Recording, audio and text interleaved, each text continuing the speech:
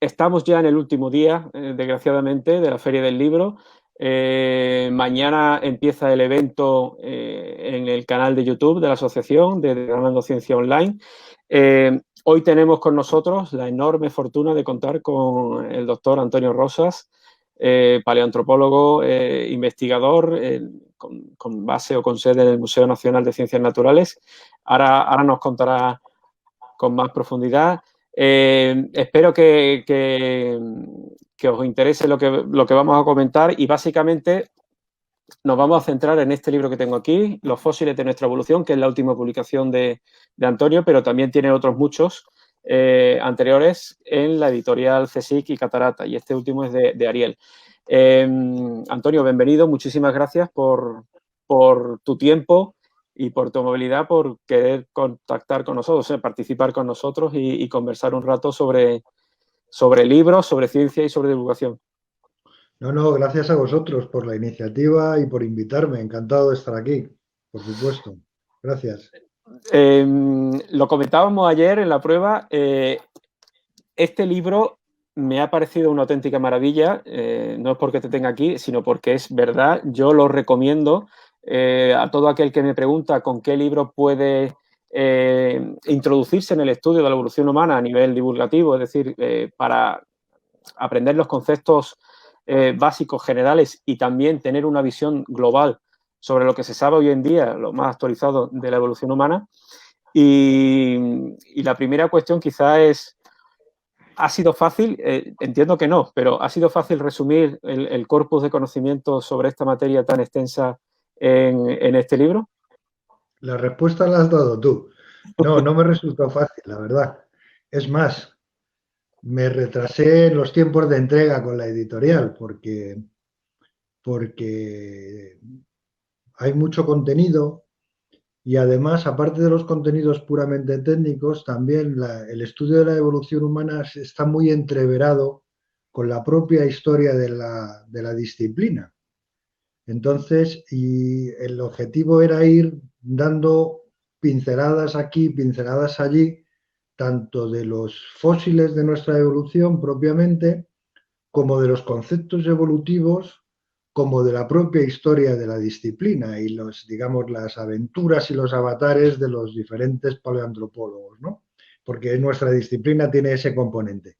Entonces, hacer un equilibrio no demasiado extenso de esto, pues no me resultó inmediato, la verdad. Tuve que hacerlo y también tengo que decir que de su parte la editorial puso y le metió tijera. Algunos Claro, porque aspectos, es que según ellos, su... uh-huh. No, que me Dime, había dime. excedido quizá en la dimensión de que se pretendía como libro. Y entonces, digamos, ahí aprendí de una manera muy clara también lo comento con frecuencia, el importante papel de los editores en la edición y en la publicación de los Ujú, libros. Un ujú, libro, ayer lo leía en otras palabras, ¿no? Un libro es una conjunción del autor y, la editorial, ¿no? La edición del libro, porque es el producto final, ¿no? Entonces, bueno, en ese equilibrio y respondiendo nuevamente a tu pregunta, no fue fácil, creo que para ninguno. Claro, es que realmente, bueno, tus primeros libros divulgativos en CSIC Catarata se centraban en aspectos neandertales, primeros homininos y el género Homo. Y Sí. claro, abarcar toda la evolución, hablando como haces desde, en fin, de las teorías pre-darwinianas acerca del origen del hombre, es realmente complejo porque daría para muchos, como de hecho hay muchos volúmenes Claro. de todo esto, ¿no?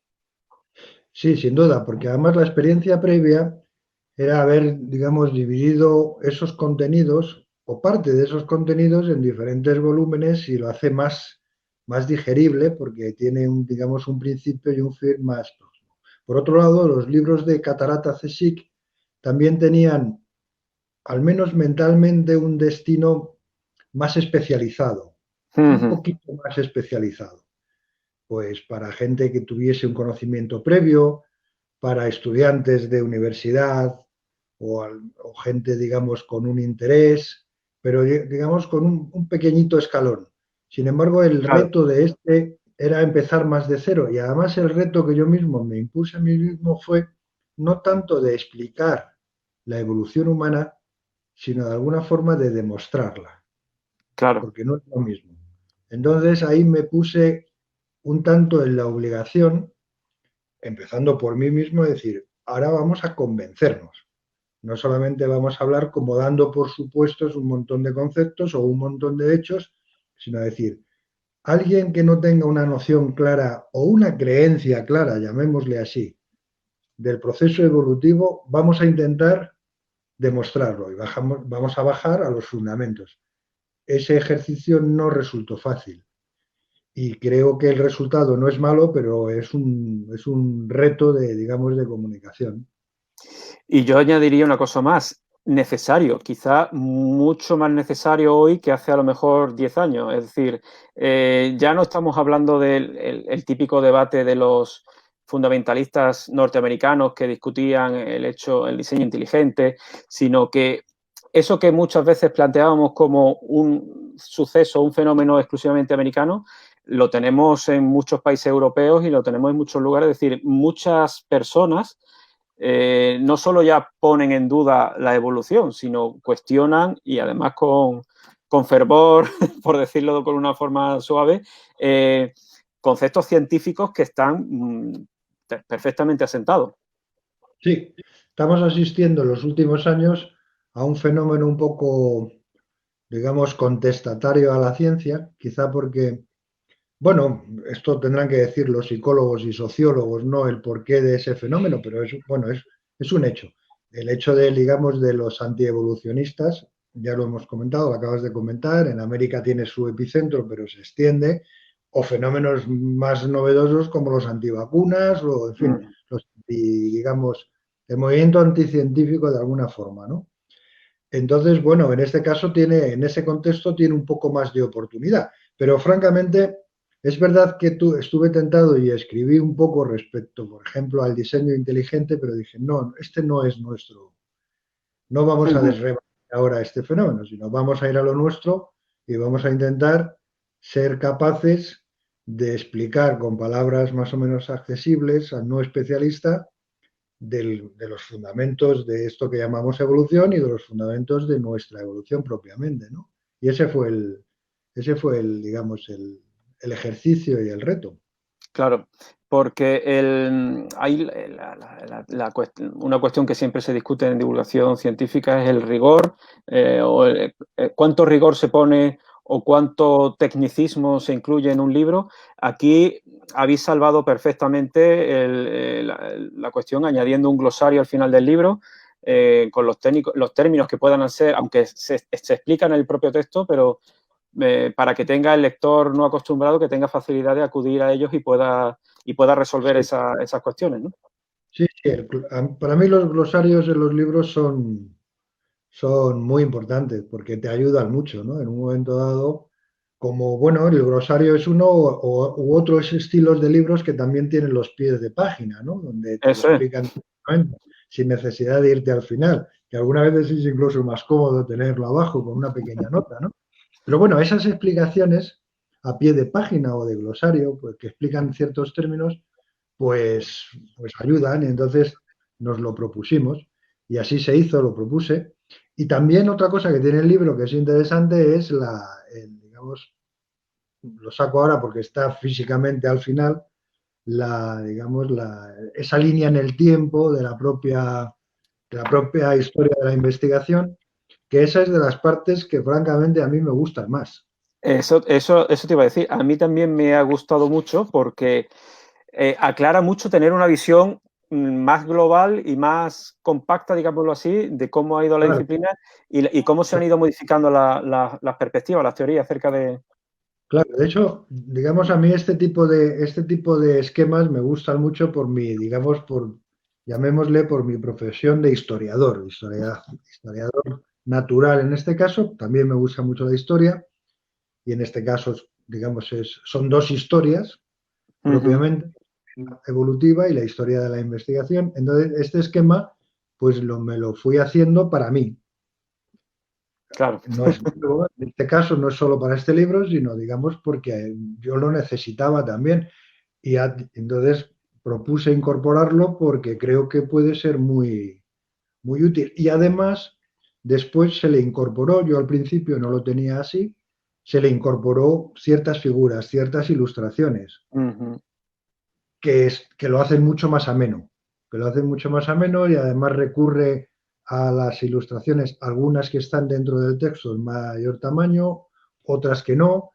Entonces es digamos, un establecimiento de recursos amenos y Sí. de vínculos dentro del libro que, repito, a mí es de las partes que más me gustan. Sí, sí, sí, la verdad es que sí, porque además ayuda mucho durante la lectura del texto, que está estructurado, pues, desde, digámoslo así, desde los primeros homininos, los más antiguos, hasta llegar al día de hoy, o sea que podemos seguir cronológicamente, podemos avanzar y a la par podemos seguir cómo fue cambiando la mentalidad de los investigadores acerca del mismo proceso evolutivo. Y es muy útil porque te permite seguir en un amplio margen de tiempo todos estos vaivenes que van parejos a la disciplina, pero también a la personalidad, ¿no?, de los propios investigadores y Sí, del mundo en el que vivían. claro, pero además eso que comentas es así y en algunos casos puede quedarse en un carácter meramente anecdótico, en otra parte un poco, digamos, el componente más sociológico, pero yo creo que también hay un aspecto muy importante y es que es el estudio de la historia de la ciencia te permite aprender ciencia, Exactamente. porque el desarrollo, el estudio de la historia de la ciencia te hace meterte en el origen de los conceptos y de cómo algunos de esos conceptos puramente científicos van cambiando. Entonces, si entras en ellos no solamente desde el puro formalismo, Uh sino -huh. también apoyado en el desarrollo histórico de las ideas, pues te hace entender las propias nociones científicas. Eso yo siempre me ha gustado y recurro mucho a ello porque me ayuda a entender, me ayuda a entender.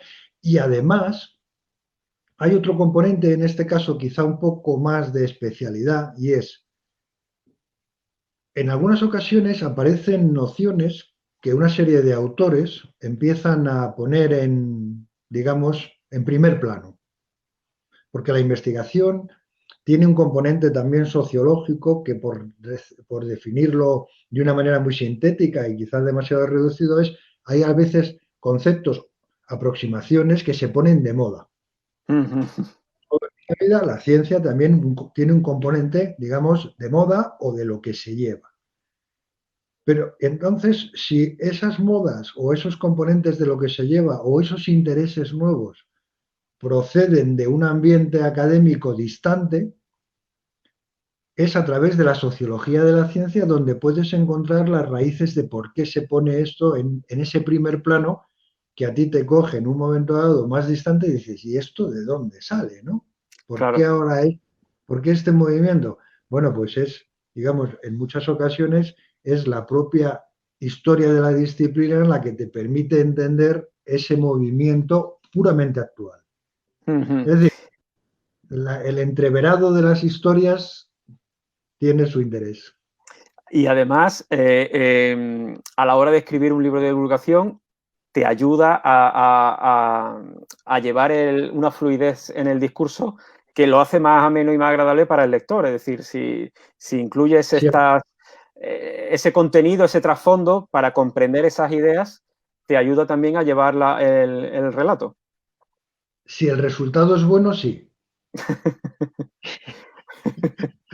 porque puede que el resultado no sea bueno. Entonces no ayuda tanto, sino que puede estorbar.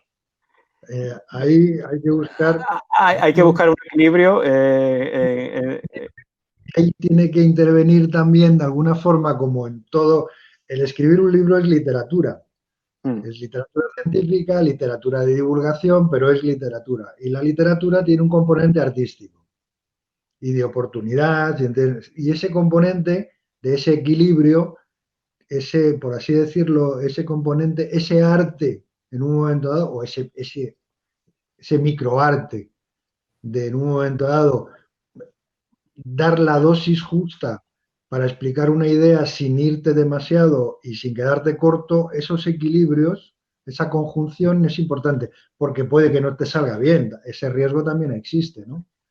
Claro, Ese, ahí quizá también la labor del editor sea importante, ¿no? Un ojo ajeno que dé esa visión crítica del trabajo. evidentemente, ahí es donde el editor tiene un papel muy importante porque tiene dos papeles, o sea, tiene dos funciones. Por un lado, el conocimiento de lo que desde el punto de vista literario, llamémosle así, es mejor o es peor, esto es bueno, esto no es bueno, y el ojo ajeno, distante y distinto, y probablemente con un componente comercial que uno no Claro. tiene, decir, bueno, esto va a llegar o esto no va a llegar. Por lo tanto, voy a poner aquí, digamos, remedio a su manera, ¿no? El otro día veíamos una película de no recuerdo ni el título ni el nombre de los actores porque se me olvida según lo veo. Pero es una historia supuestamente basada en un hecho real de un escritor americano que murió muy joven, Ah, sí, donde el editor, una Colin película Firth. me gustó. Sí, es muy buena. Ahora buscaré yo el título, sí. El editor, digamos, fue el que de alguna forma, según la película, cincela al autor. Sí. Y entonces, en ese exceso de literatura del autor, cuando luego finalmente tiene sus dudas metódicas de si se ha pasado o no se ha pasado en esa poda permanente, porque había un exceso digamos, de palabras que hacían que la obra no fuese, pues ahí digamos, esa, esa película es un buen ejemplo del papel importante que tienen, digamos, una buena edición, ¿no? Una buena Hay que edición, sí.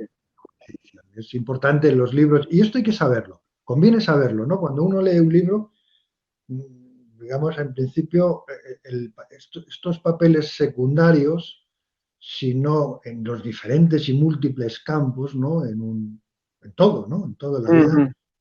no uno no los conoce porque está dentro, pues por sencillamente lo desconoce. Y es importante, también enriquece el saber que en un programa de televisión hay gente que está detrás haciendo mil cosas para que aquello nos guste o no. En un libro lo mismo, no solamente el que sale en digamos, en la imagen, hay otros componentes, ¿no? Entonces es importante, Exactamente. otros Y, componentes que en el caso de la literatura el editor es muy importante. y quizá aquí en los países anglosajones quizá la figura del editor sí esté más valorada. De hecho, se conocen, es decir, se conocen los editores de los grandes sellos. Aquí en España quizá sales un poco del círculo de los escritores o de los editores y no se conocen, igual sucede muchas veces con los traductores de libros de otro, que hacen una labor casi propia del escritor porque es reconstruir el texto eh, y, Absolutamente. y no tienen ese reconocimiento público que quizás merecerían, ¿no? Bueno, yo creo que es que en este caso, y eso que en España se edita mucho, Mm, se edita mucho, pero probablemente digamos, en las tradiciones culturales de los diferentes campos, pues yo creo que en conjunto en el mundo anglosajón se pone más de relieve, es más equilibrado el reconocimiento de los méritos. sí, Digamos, está más conocido el, todo el engranaje que hay detrás de una producción, sea la que sea, ¿no? Mientras que nosotros, quizá digamos, no sé, estoy especulando ahora mismo en voz alta, el, somos más individualistas y entonces nos gusta más la figura, el nombre único de relumbrón, más cada uno en su escala. Y nos falta, digamos, hacernos ver colectivamente que las cosas se producen entre varios. y hay varias funciones y varios papeles y varios oficios, ¿no? Que redundan en la calidad. Quizá, vuelvo a repetir, pienso en voz alta, en la figura que más quizás nos representa la cultura española, que pueden ser la pintura, los grandes pintores. Ahí sí que hay un trabajo que quizás sea más individual, ¿no? Del propio. No hay un editor Ujú. detrás, no hay una editorial detrás de De, un- un- una gran, de un de claro. un, de un gran cuadro, ¿no? Entonces quizás sea una manera más estrechita de ver, pero hay otras obras que tienen, digamos, otros componentes, ¿no? Y esto quizá voy a enlazarlo con la disciplina, con la paleoantropología, es también un cambio importante. Es decir, hoy los equipos que trabajan en los yacimientos en general son multidisciplinares porque hace falta para extraer la máxima información posible, hace falta el conocimiento de muchas disciplinas y si nos retrotraemos al pasado de la disciplina, era, obviamente, por cómo se hacía la ciencia en aquella época, eran figuras y casi individuales las que nombraban especies, llevaban la Claro, investigación y no se conocía nada. claro. Sí, sí, sin duda alguna. Eso es una evolución de la propia disciplina que es fundamental, ¿no? De hecho, las ciencias del cuaternario probablemente sean los campos donde la multidisciplinaridad se manifiesta de una manera más evidente, ¿no? Entonces, y además eso tiene una fecha de aparición en los años 60. Hay un gran paleoantropólogo, Clark Howell, americano, que es uno de los grandes iniciadores de esta manera de entender la investigación, por la propia esencia del estudio del cuaternario, porque es que nace así, ¿no? Eso es otra cosa curiosa, ¿no? Las disciplinas nacen de una manera concreta. Y en el cuaternario es multidisciplinar y nosotros, los paleoantropólogos, nos hemos sumado, por así decirlo, a esa... Bueno, yo me he criado en ese ambiente, no me he sumado porque he nacido en él, ¿no? Directamente, me Claro. he criado. Pero digamos, nos insertamos en ese armazón.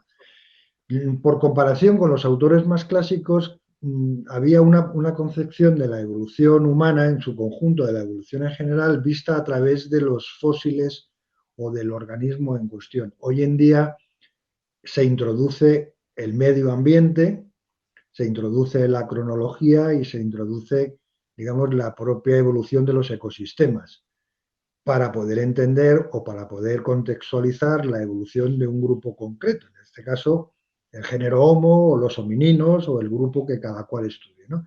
Necesitamos casi por fundamento teórico un contexto geológico que nos permita hacer un marco tafonómico y cronológico sólido y un contexto ecológico, paleoecológico, porque si no estamos como desnudos. Claro. Y ese marco lo da una interacción entre diferentes disciplinas, claro, y forma Y parte de la investigación. porque lo que al profano le puede parecer muy llamativo y es algo que también avanza a una enorme velocidad, es la cantidad de información que se puede extraer hoy en día de un yacimiento bien excavado, aunque no haya una abundancia de fósiles. Es decir, Claro, desde estudios del polen, del suelo, bueno, evidentemente si ya llegamos a los estudios de ADN antiguo, las proteínas, etcétera, etcétera, ya la revolución es total. claro, porque en realidad lo que, lo que decía antes, las ciencias del cuaternario que se pueden visualizar a través del estudio de un yacimiento concreto, la aproximación es, en palabras, se puede resumir de una manera muy sencilla y es, aquí vamos a estudiar todo. Entonces, el todo incluye todo, todo lo que uno es capaz o un grupo de investigación o un momento dado del desarrollo de las disciplinas es capaz de aprender, es capaz de captar. Pero no hay límite. Por definición no hay límite. Aquí se estudia de todo. Entonces, ese de todo, resumiéndolo de una manera así, digamos, popular, engloba todo lo que cualquier disciplina que sea capaz de extraer información de ese registro fósil, bienvenido sea. Y de hecho se aspira a eso.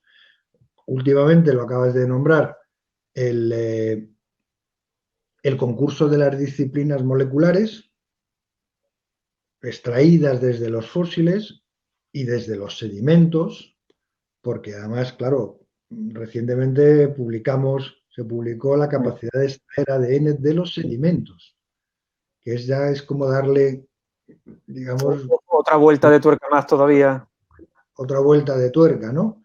En este caso, claro, esto puede parecer ciencia ficción y de hecho tiene un pequeño componente de ciencia ficción, pero aunque 15 años atrás resultara metodológicamente impensable, no resultaba conceptualmente impensable.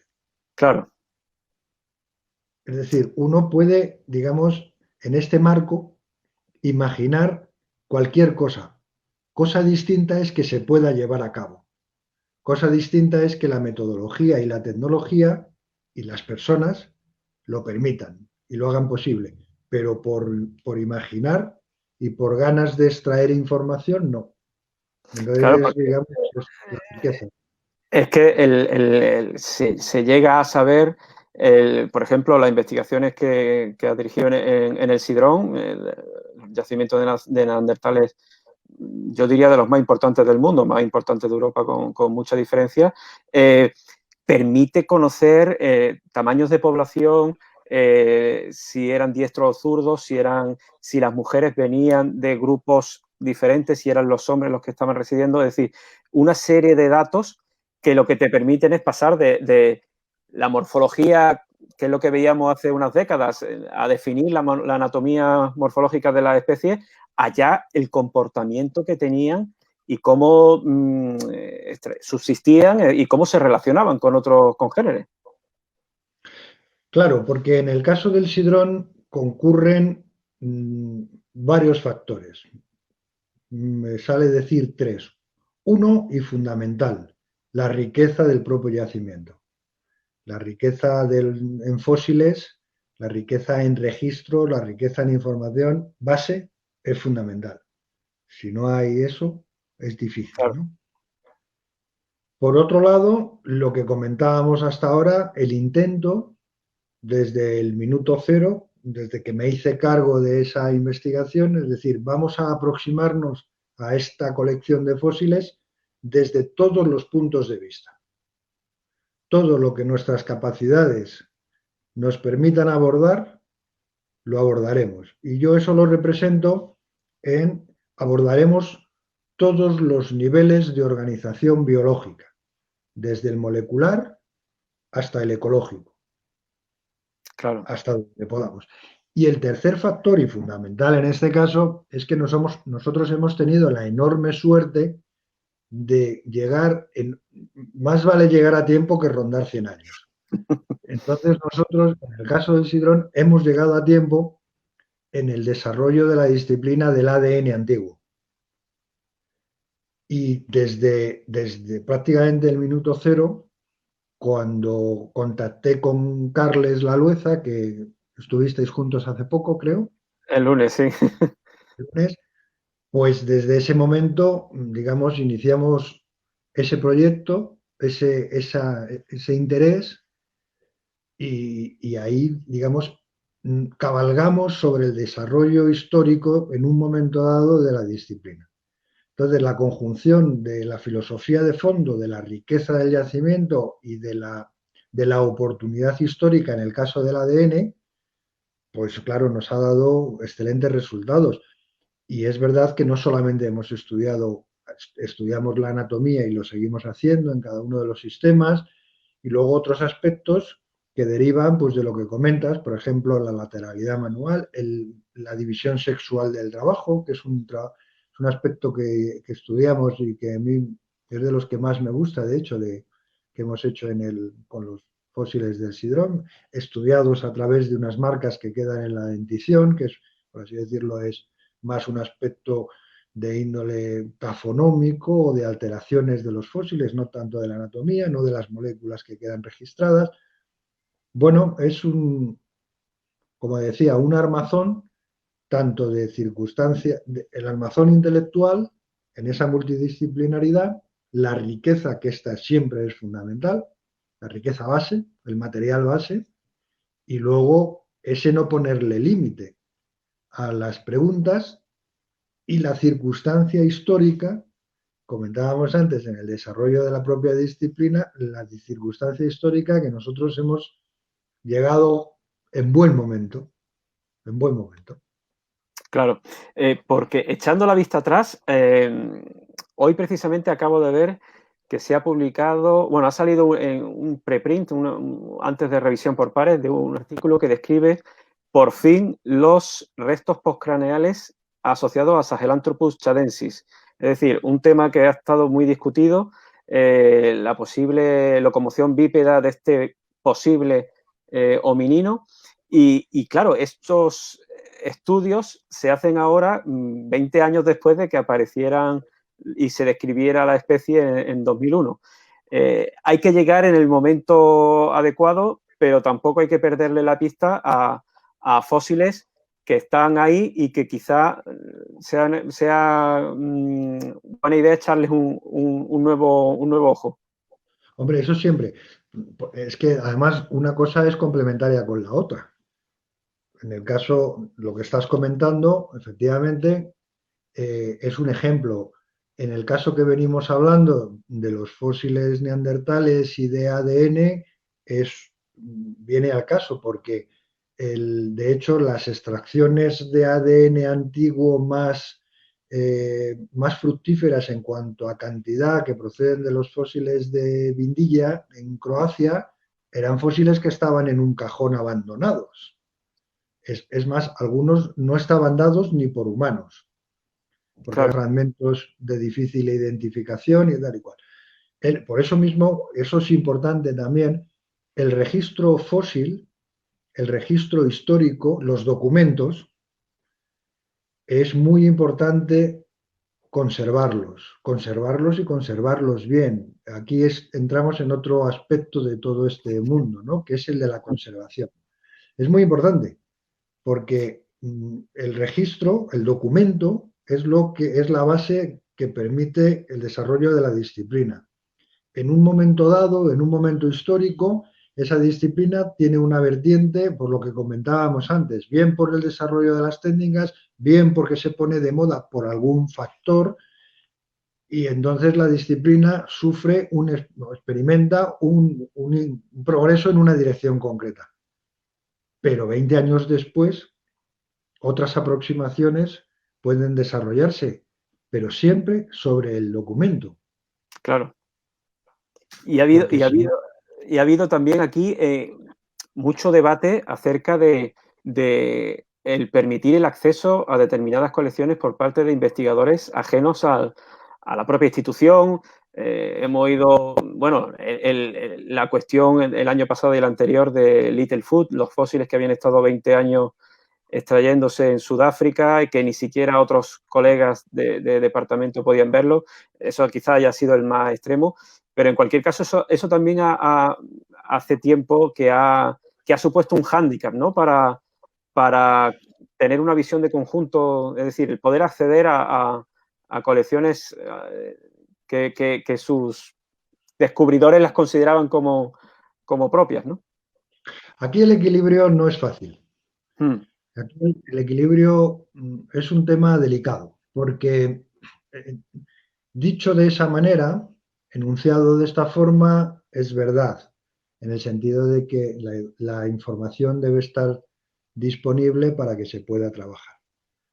Pero eso hay que conjugarlo con el esfuerzo, con el planteamiento y con la dedicación de un grupo concreto de investigadores, porque voy a poner un ejemplo extremo, pero que se puede dar perfectamente. Pongamos por caso gente de talante de investigadores de campo, gente que excava, Uh -huh. porque en la disciplina hay gente de campo y gente que no es de campo. Entonces, cuando digo gente que no es de campo, le doy un pequeño toque peyorativo, porque hay personajes que no se levantan de una silla. Voy a intentar expresarlo quizá haciendo una pequeña caricatura, extremando las posturas, ¿no? Para Sí, sí, entenderlo. sí, sí. Entonces, digamos, entendamos de aquel investigador extremo que no se levanta de la silla y otros investigadores que son más activos y montan, digamos, campañas de investigación en el campo, excavaciones. El montaje de una excavación no es nada sencillo. El esfuerzo mental, físico, económico y de todo tipo no es pequeño y lleva tiempo, lleva años. Entonces, uno invierte, por así decirlo, en ese proyecto y lo pone en marcha y puede estar uno excavando durante 15 campañas, aparecen una serie de fósiles, pero no ese fósil maravilloso que todos queríamos, ¿no? Bien, a la campaña número 15 aparece ese fósil que parece ser el fósil maravilloso. Todos lo son, por cierto, pero Claro. ese, por circunstancias, parece que lo es más. Bien, pues entonces esos investigadores que han invertido tienen el derecho y la necesidad de tener un tiempo de estudio. En esta caricatura que estamos haciendo, el que no se levanta de la silla puede levantar el dedo y decir, es que la ciencia es universal, tenemos que tener todos acceso a la información. Aquí Claro, tropezamos, claro. aquí tropezamos. Entonces, en estos dos extremos es donde hay que buscar unos equilibrios, ¿no? Donde puede haber unos plazos de amortización, por así decirlo, y no, digamos, una apropiación ad libitum, sin tiempo de carencia por parte de los descubridores, ¿no? Es cuestión de encontrar ese equilibrio. Y quizá la tecnología en eso haya dado una ayuda, es decir, porque ya los escáneres que se hacen de los fósiles son muy, muy exactos y permiten, si no compartir el original, obviamente, por su incalculable valor, pero sí al menos que se dispongan de un modelado y además ya diría que casi hoy en día cualquiera con una impresora 3D en su casa y con los bancos de información que hay en Internet, abierto a todo el mundo, cualquiera se puede escanear un fósil con una resolución no científica, pero sí Muy bastante aceptable. muy aceptable. Sí, sí. No cabe duda que esa tecnología está cambiando la disciplina en algunos aspectos, ¿no? Está rompiendo digamos, esa custodia eterna que también se da en casos de decir, este fósil es mío y no lo suelto, está, digamos, cambiando los comportamientos y cambiando las... Bueno, y hoy en día que estamos en un mundo de pandemia, de falta de movilidad o de limitación a la movilidad, es que actualmente se puede estudiar mucha paleontología humana delante de una pantalla, Claro, porque realmente las técnicas que derivan fundamentalmente del análisis de imagen y de ingeniería, es que nos permiten tener mm, copias muy fieles de los fósiles en su anatomía interna, en su aspecto externo, que bueno, se ha venido a llamar antropología virtual, ¿no? Esta disciplina. Y efectivamente todo, digamos, las técnicas hacen cambiar las actitudes y los talantes, ¿no? Pero también hay ahí, bueno, nosotros lo hemos vivido porque cuando todas estas disciplinas estaban implementándose, nosotros tuvimos un proyecto europeo con un consorcio europeo donde se desarrolló bastante de esta metodología. Entonces ahí había debates acalorados de cuándo se deben compartir esta... Porque claro, existe, por ejemplo, ya no tanto por parte de los investigadores, sino de las instituciones. claro, Instituciones que tienen en custodia piezas, digamos, de gran valor patrimonial. Y esto es aplicable a muchos aspectos, ¿no? En los museos. Hoy en día se pueden hacer réplicas, tanto físicas como virtuales, en el que, dicho de este modo, la posible ventaja que pudiera tener esa institución de custodiar y de tener la propiedad y la custodia de esas piezas a la que se escanean con calidad y se difunden, Ya pierden, desaparece. Mm.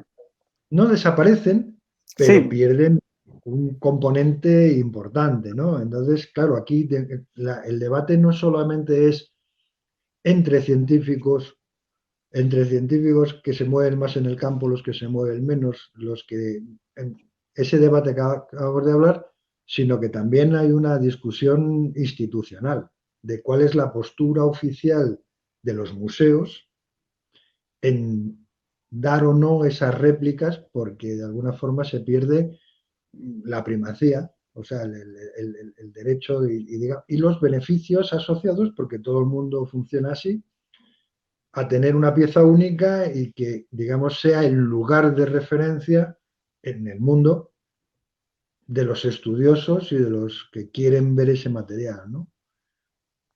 claro, Con muchas variables.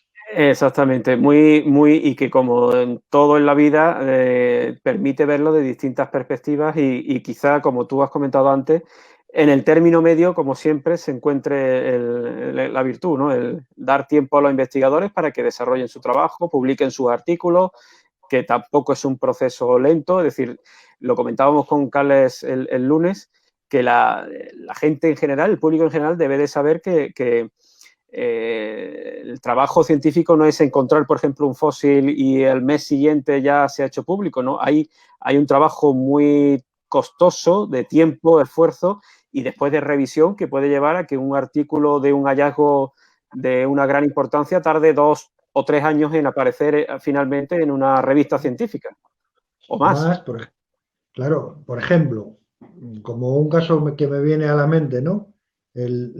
Cuando se descubrieron, cuando se publicaron los restos de Ardipithecus, Uh -huh. Ardipithecus rapidus, que es uno de los primeros homininos, estamos hablando de fósiles de 4,2 millones de años, se descubrieron a lo largo de diferentes campañas y los autores, si no recuerdo mal, estuvieron 10 o 12 años estudiando ese material, restaurando ese material, interiorizando, porque también en algunos casos, como creo que es este, no solamente es el trabajo físico, digamos, de todos esos análisis, también hace falta un proceso de maduración intelectual para asimilar el significado de esos fósiles.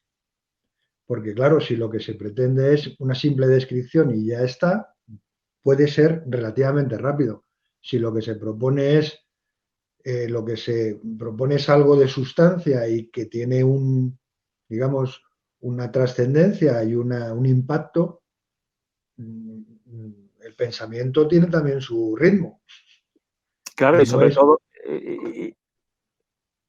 sí, sí, iba a decir, no es un aquí te pillo y aquí te publico.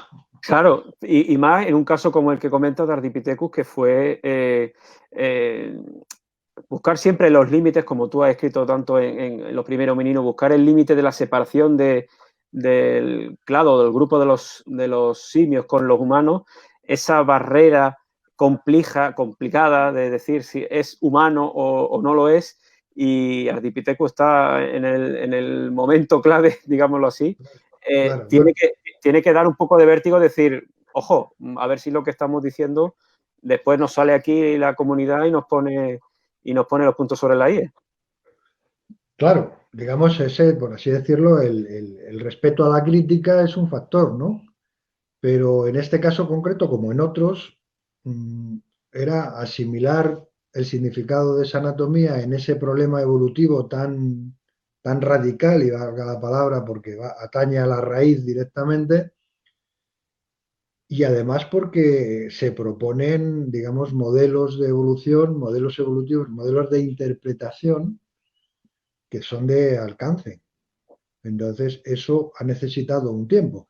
Es un ejemplo. Hay otros ejemplos también que por otros motivos han podido demorarse en el tiempo.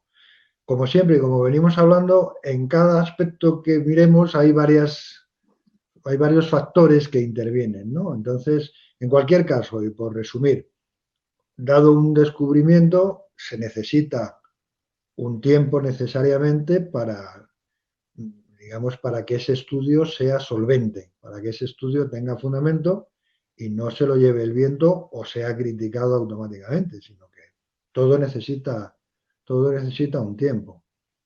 Claro, es que es muy interesante porque además en la historia de la disciplina ha habido muchos casos de propuestas que al inicio fueron rechazadas con, con mucha vehemencia y que después el tiempo ha ido quizá calmando los ánimos y asentando un poco la situación y se ha visto que la propuesta inicial era acertada. Bueno, y también el caso contrario. Quizá Sí, propuestas un poco aventuradas que después se han descartado por aceleradas, claro, quizás. claro. Bueno, digamos, el concepto de acelerado de alguna forma existe en todos los sitios, ¿no? Y quizá en nuestra disciplina, pues también. Pero luego el otro, el contraejemplo de eso, que son esas propuestas que han tardado mucho tiempo en aceptarse, yo creo que ahí nuevamente intervienen al menos dos factores. Por un lado, existe en cuanto a, cuando hablamos de nosotros mismos, el componente social y el componente psicológico tiene un peso importante. Entonces, el rebatir las ideas que tenemos preconcebidas siempre sienta mal, Claro, no, no cae bien. Y hay un, digamos, una especie de rechazo de inicio. Y luego, por otro lado, también es verdad que aquí aparece otro fenómeno que es lo que yo llamo la propiedad conservadora de la ciencia. La ciencia tiene dos extremos, la propuesta arriesgada por un lado y la propiedad conservadora. Entonces, el staff científico tiene un componente de conservadurismo y que se puede representar o se puede expresar diciendo a grandes propuestas, grandes evidencias. Entonces, cuando hay una gran propuesta y la evidencia no es grande, porque la clarividencia del investigador ha permitido ver eso, pero no necesariamente son evidencias sólidas como para mover todo el castillo, pues esa propiedad conservadora de la ciencia se resiste al cambio, porque si no estaríamos todos los días con un vaivén para arriba y para abajo, entonces la ciencia no sería una estructura sólida, se dejaría mover por cualquier cosa. No. Entonces ahí hay un conservadurismo que con el paso del tiempo, en combinación con esas resistencias psicosociales de las que hablamos, que también están aquí entreveradas, pues se puede producir. El ejemplo quizá más llamativo de todo esto lo tenemos en la propuesta de Australopithecus africanus de Raymond Dart, cuando en 1925 propone que aquel fósil de aquel niño primate pues estaba en la raíz de los humanos. Digamos, el pensamiento paleoantropológico de corte eurocentrista por origen y por naturaleza, pues no aceptó aquella, porque además tenía otras ideas sobre cuál era el origen de la humanidad. claro. Y sin embargo, Raymond Dart, con esos cuatro detalles que vio en ese encéfalo, pues tuvo esa clarividencia que con el paso del tiempo, bueno, aquí estamos, ¿no? Totalmente aceptado porque el peso de los hechos es el que ha ido mandando, pero tardó. Tardó. A mí me viene a la mente ahora esa anécdota que se le atribuye a Max Planck, que dice que los cambios de la ciencia se producen cuando fallecen los científicos que mantienen una postura y llega la nueva generación. Y cambia un poco, es un poco extremo, pero viene Sí, a... sí, digamos, es una aceptación por reemplazamiento, ¿no? Por reemplazamiento generacional. Sí, hombre, evidentemente ese componente existe por la sencilla razón de que lo estamos viendo, lo vemos todo y además cuando vas ganando edad te das cuenta que es así. Digamos, el mundo funciona por generaciones. Una generación es, digamos, una música es la música de una generación y cuando pasa esa generación, esa música muchas de las veces se extingue. Gente que es muy conocida y ahora te dicen, pues sí, determinada persona, determinado actriz determinada actriz del 1930 era, en fin, lo más, ahora mismo sencillamente es que no hemos oído ni hablar de ese nombre. Efectivamente, el fenómeno generacional existe y en ciencia, por supuesto que también, claro, obviamente. Lo que pasa es que la ciencia tiene ese otro componente que es el que perdura porque es el conocimiento que se transmite. Claro. El Y, que, el que decanta y se transmite, ese sí es intergeneracional, claro, sin duda alguna. Y aquí podemos aprovechar y comentar ese relevo generacional que por lo menos, bueno, relevo generacional, a ver si me explico, la cantera de científicos, de investigadores jóvenes que en España concretamente dedicados al estudio de la evolución humana que están despuntando, es decir, que están haciendo trabajos pioneros, es decir, que sois buenos maestros, hablo ya ahora en plural de ti y de otros muchos paleoantropólogos, Arzuaga, Carbonell, Bermúdez de Castro, por ser los más conocidos, pero que hay ahí una generación que evidentemente va a mantener la llama encendida de la evolución humana, del estudio de la evolución humana por españoles. Sin duda, absolutamente. Además, de hecho, el fenómeno histórico de la paleoantropología en España es digno de ser estudiado. Y de hecho lo estamos estudiando. Ayer, sin ir más lejos, se publicó un libro de la historia del Museo de Ciencias Naturales, de la historia relativamente reciente, lo que podría ser el Museo Nacional de Ciencias Naturales durante el franquismo, en números redondos, que no es exactamente. Y yo escribo ahí un capítulo sobre la historia de la paleoantropología en España y en particular en el museo. Y es un fenómeno realmente interesante porque nosotros venimos como país de un erial, en fin, de una discontinuidad y de una nada, y que con el fenómeno fundamentalmente de Atapuerca, no exclusivamente, pero con una, digamos, con un peso muy específico, se consiguió dar cortocircuitar la historia, dar, digamos, ponernos al día en un desfase secular.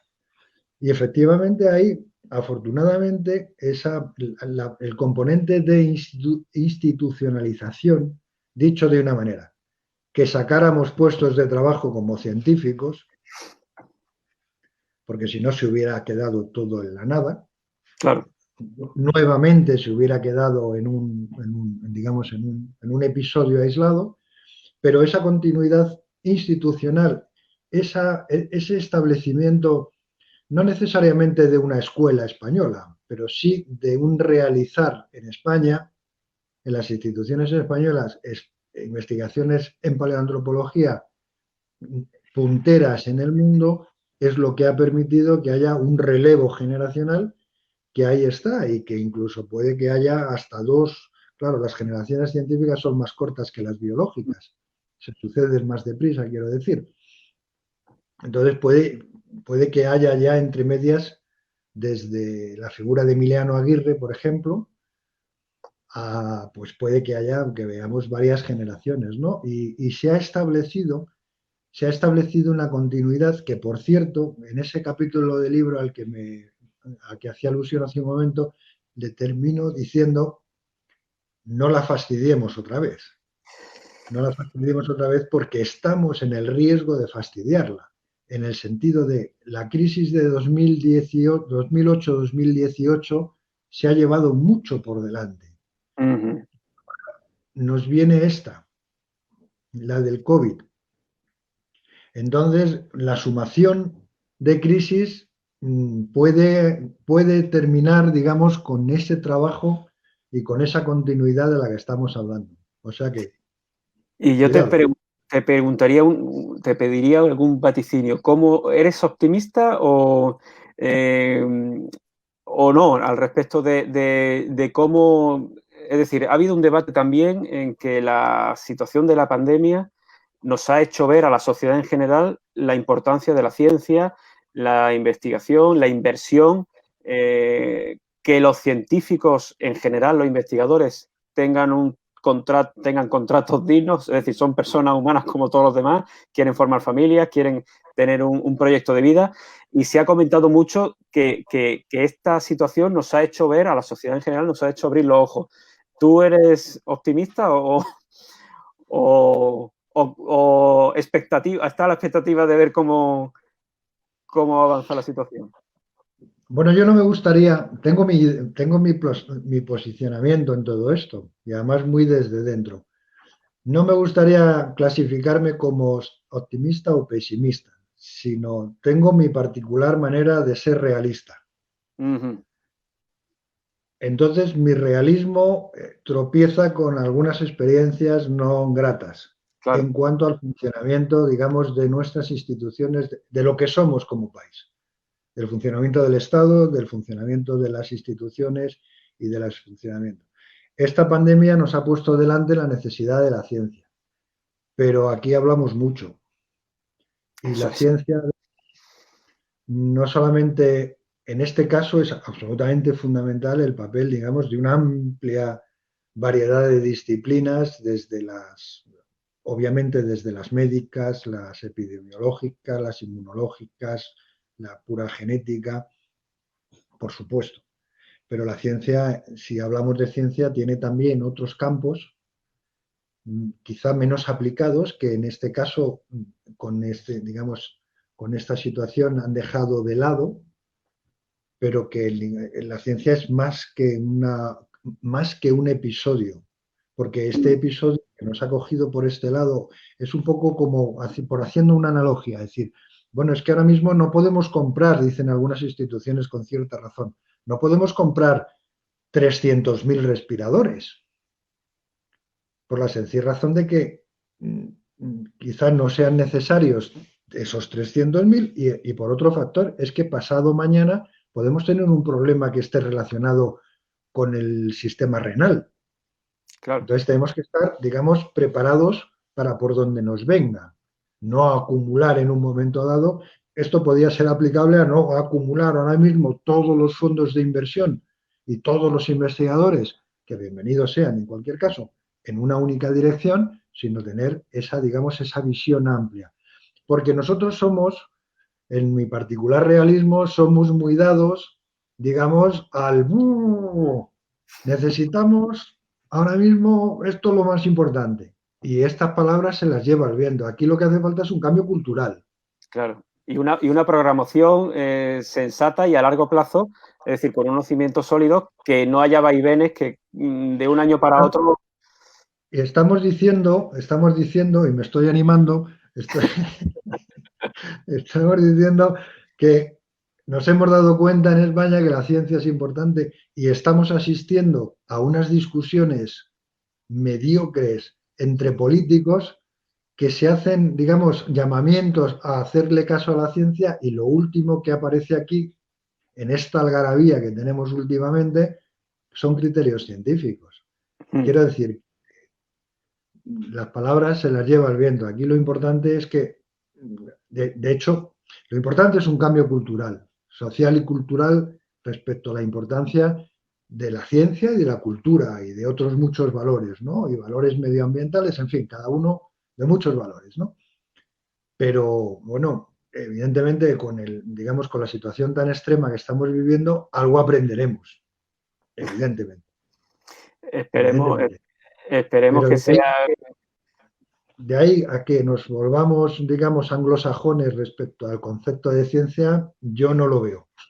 Sí, yo tampoco lo veo y lo peor, al final, lo peor, cuando uno sale a la calle o cuando uno, en fin, interacciona con la gente a través de las redes sociales, que quizás es lo más cómodo para nosotros, lo que ves es lo contrario, es decir, es una polarización mayor, un desconocimiento absoluto de cuestiones básicas del más puro sentido común, porque esa polarización te lleva a olvidar el sentido común, y quizá por eso el trabajo que hacéis vosotros, tú en particular, divulgando la importancia del conocimiento, de la ciencia, de cómo funciona, de lo que hemos aprendido del pasado, de cómo vivíamos en el pasado, se pueden extraer muchas lecciones para cómo podemos afrontar el futuro, es algo que yo también tengo meridianamente claro.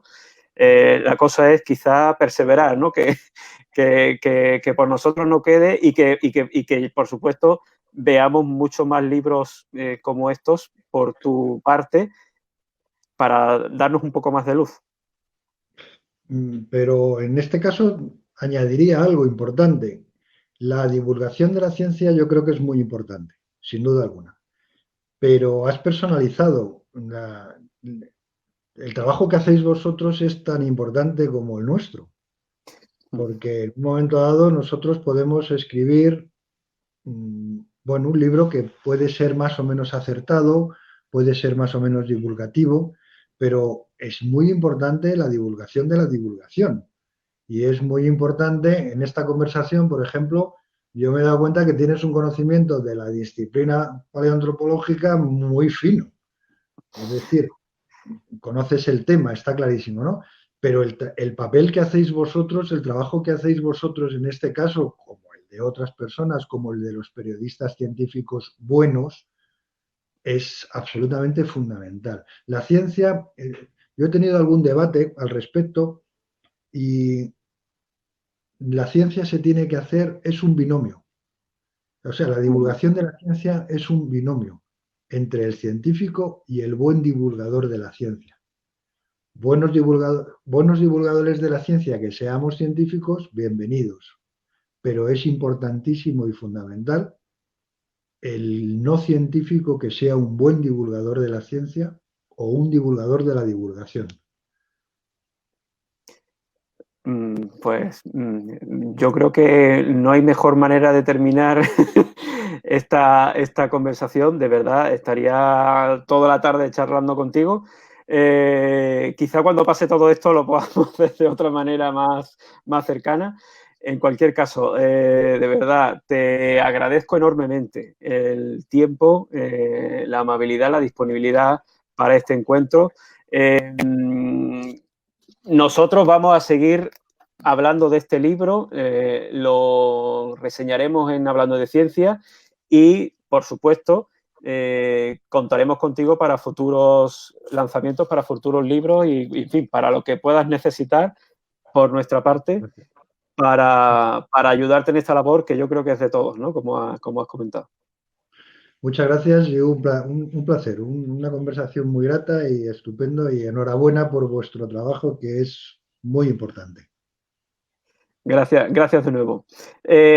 Bueno, y a todos vosotros, ya una última pincelada. Os recuerdo, mañana a las 6 de la tarde comienza oficialmente el evento de Granando Ciencia, ya sabéis, en el canal de YouTube.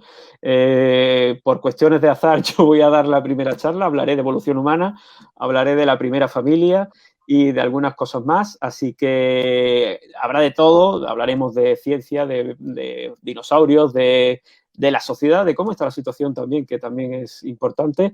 Así que nada, os invito a todos a que os unáis y estéis atentos a las redes sociales porque habrá alguna sorpresa por ahí que tenemos reservada para todos. Así que nada, gracias a todos y un saludo.